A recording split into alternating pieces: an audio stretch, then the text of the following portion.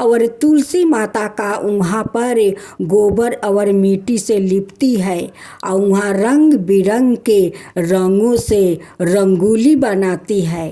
तब जाकर माँ तुलसी का वो पूजा करती है, माँ तुलसी का आरती उतारती है। चंपा का माता पिता बहुत चिंतित रहते हैं।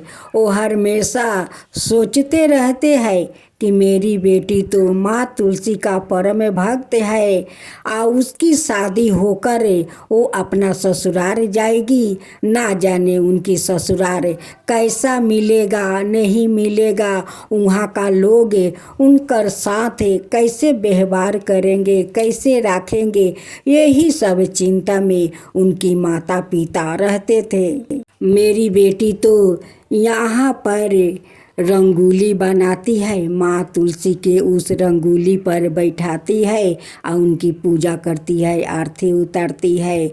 मेरी बेटी जहाँ जाएगी वहाँ पर उनकी माता रक्षा करेगी, आप चिंता मत कीजिए। पिता का मन तो मानने के लिए तैयार नहीं है, लेकिन क्या करे, बेटी तो पराया घर के होती है, पराया घर के धन होती है। एक दिन ना एक दिन उनकी तो ससुराल जाना ही होगा। उनकी माता पिता कहते हैं कि मेरी चंपा तो बड़ी हो गई है, अब उनके लिए घर भर खोजना चाहिए। चंपा का माता पिता घर भर ढूंढना शुरू कर देते हैं। ढूंढते ढूंढते एक शहर में खूब सुंदर घर और बर मिलता है। अपना बेटी को वहाँ पर शादी पाका कर देते हैं। जब कुछ दिन का बारात वहाँ से आता है, यहाँ पर उनकी माता पिता बहुत धूमधाम से अपना बेटी को वो शादी संपन्न करते हैं। सुबह अपना बेटी को विदाई कर देते हैं। उनकी ससुराल बहुत दूर था। चलते चलते एक जंगल में कहार लोग जाता है। वहाँ पर 3 डाकू वो बैठे हुए थे। पहले से बहुत सारा धन लूटकर उस जंगल में छुपा कर रखा था। जब एक डाकू का नज़र पड़ा तो वो दोनों डाकू से कहने लगा कि देखो माल आ रहा है, 2 डोली में लदे हुए माल आ रहा है। आज तो हम लोग माले माल हो जाएंगे। आज सारे धन हम लोग दूल्हे और दुल्हन के लूट लेंगे। लेकिन चंपा का माँ तुलसी पाता वो तोड़कर उस डोली में रख दिया था और कही थी कि हे माँ तुलसी, आप ही मेरे बेटी को रक्षा कीजिए। तीनों डाकू कहार का डोली रोकवा लेते हैं और दूल्हे के सारे आभूषण लूट लेते हैं और कहते हैं कि अब चलो, दुल्हन का तो बहुत सारा आभूषण होगा शरीर में, चलो वहाँ लूटते हैं।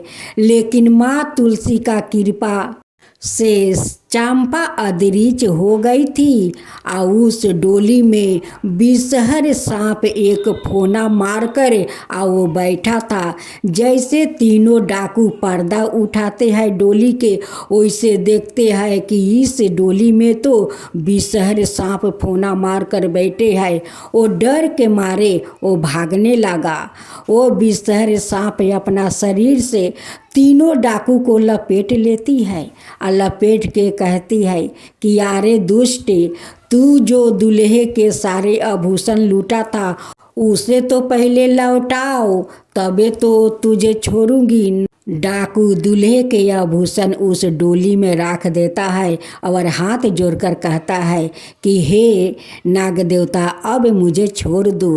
वो कहते हैं कि मैं कैसे छोड़ दूँ, तुम तीनों जो जंगल में गरीबों के धन लूट कर छिपाया है वो कौन देगा। चल पहले वो सारा धन निकाल इस डोली में रखे, तबे छोड़ूंगा। तीनों डाकू डर के मारे उस जंगल का सारा धन लिया कर उस दोनों डोली में रख देता है और कहता है कि अब मुझे छोड़ दो, मेरे प्राण को बख्श दो। दूल्हा दुल्हन को उस डोली में देखने जाता है कि दुल्हन सुरक्षित है या नहीं। जाकर देखता है कि चंपा डोली में बैठी हुई है। उस डोली में तो कुछ भी नहीं है, मेरी चंपा है। डाकू कहते हैं कि अब तो हम तीनों के छोड़ दो, सारे धन तो हम लौटा दिया, अब मेरा जान को बख्श दो। वो नाग देवता कहते हैं कि यारे दुष्ट, तुझे कैसे मैं छोड़ दूँ, फिर छोड़ दूँगा तो फिर जाकर गरीब के तू धन लूटेगा, तू जान से मार देगा, मैं कैसे छोड़ सकता हूँ। तीनों डाकू का विषहर सांप डांस लेता है और तीनों मर जाता है। वो दूल्हा दुल्हन अपना घर जाते हैं। वहाँ के सारे लोग, माता पिता सभी लोग दूल्हा दुल्हन के स्वागत करते हैं, डोली से उतार कर घर में ले जाते हैं। लड़का अपना माता पिता से वो जंगल का सारे घटना वो बताता है कि माँ हम लोग आज कैसे बच कर आया है। माँ कहती है कि क्या हुआ बेटा, वहाँ पर कुछ हुआ था। वो लड़का कहता है कि माँ जंगल में 3 डाकू था, मेरा तो सारा आभूषण उतरवा लिया, फिर चंपा का आभूषण उतारने गया। उस डोली में बहुत बड़ा एक विषहर सांप फोना मार कर बैठे थे और तीनों डाकू को अपना शरीर से लपेट लिया। तीनों डाकू कांपने लगा, डरने लगा और बोलने लगा कि मुझे छोड़ दो, लेकिन वो सांप नहीं छोड़ा माँ, नहीं छोड़ा, मेरा सारा आभूषण लौटा दिया। और उस जंगल में वो तीनों डाकू पहले से बहुत सारा धन लूट कर वो छिपा रखा था। वो नाग बोलता है कि जो जंगल में गरीब का धन लूटा है वो सारा धन लिया कर इस डोली में रखे, तभी तुझे छोड़ूंगा। तब जानती हो माँ, मैं डोली में चंपा को देखने गई तो चंपा सुरक्षित उस डोली में बैठी थी। चंपा अपना सासू माँ से कहती है कि सासू माँ, ये तो माँ तुलसी का चमत्कार था।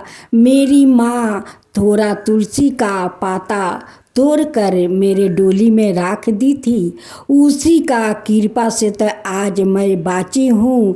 और माँ तुलसी विषहर सांप का रूप धारण कर उसे डाकू लोग के जब वो तीनों छटपटा रहा था, उनसे क्षमा मांग रहा था, तब वो विषहर सांप बोलते हैं कि तुम तीनों को कैसे छोड़ दूँ, फिर तुम लोग जाकर गरीबों को धन लूटेगा और जान से मार देगा।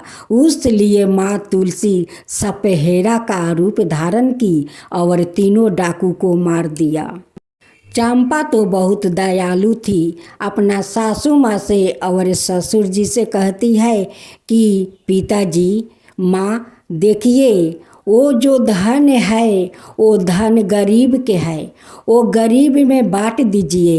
ये जो सारा धन है ये हमारा है, ये अपना घर में रखिए, लेकिन वो सारा धन गरीब का धन गरीब में बांट दीजिए।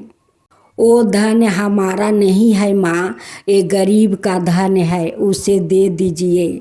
चंपा का मुंह से ये बात सुनकर उनकी सासू माँ और ससुर जी की आंख भर आया और कहने लगा कि ये मेरी बहू नहीं है, ये तो मेरी तुलसी है, मेरी तुलसी मेरी देवी है, देवी है। उनकी सास ससुर चंपा का बात मानकर सारा धन गरीबों में बांट दिया। चंपा के साथ साथ उनकी सास ससुर भी माँ तुलसी का पूजा करने लगा। उनकी सास ससुर कहते हैं कि हे तुलसी माता, अगर किसी को बेटी देना हो तो मेरा बहू जैसी दे, धार्मिक हो और ईमानदार हो। हे तुलसी माता, ऐसा ही सबका बेटी बहू देना। हे तुलसी माता, अगर हमारा कहानी में कोई भूल हो जाए तो आप क्षमा कर देना। अगर सही हो तो सब पर कृपा करना। जो गाथा कहे, जो सुने, जो हुंकार भरे, उन सब पर कृपा करना। उसका साथ मेरे पर भी कृपा करना। है तुलसी माता। तुलसी माता की जय हो। तुलसी माता की जय हो। जय जय तुलसी माता, जय जय तुलसी माता, सब जग की सुखदाता वरदाता।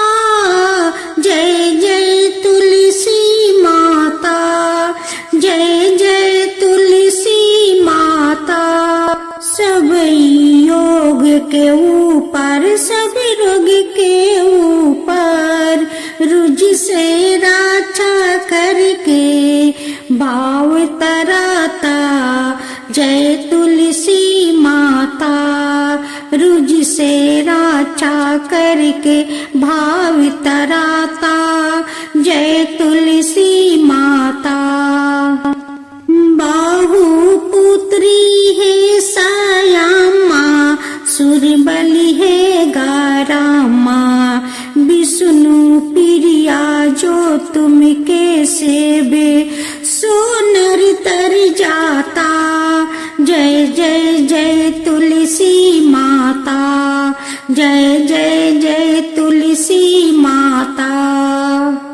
हरि कैसी सभी राजते, त्रिभुवन से हो बनती थी, पतिति जनों की तारानी, तुम्हें हो भी खाता। जय जय तुलसी माता, जय जय तुलसी माता। लेकर जन्म बिजन में आई, दिव्या भवन में, मानव लोगी तुम्हीं से सुख सनपति पाता। मानव लोग तुम्हीं से सुख सनपति पाता। जय जय तुलसी माता, जय जय तुलसी माता।